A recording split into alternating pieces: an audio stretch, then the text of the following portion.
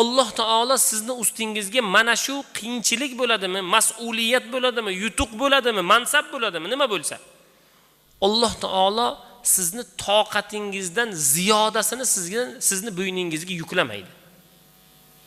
Alloh taologa shukr aytishlik, har bir musibatlarga, har bir narsalarga inshaalloh bizusiz har birimiz sabr ila, yaxshilik ila Alloh taoloni arqonini mustahkam olgan holatda hayotimizni davom ettirmoqligimiz kerak. Wa'tasimu bihablillahi jami'an. Alloh taoloni arqonini mustahkam oling, ya'ni dinni mustahkam oling. Shariatni mustahkam oling. Hadisni, Qur'onni, shariatni mahkam tutsangiz, albatta inson najotga yetadi. Najot mana shunda.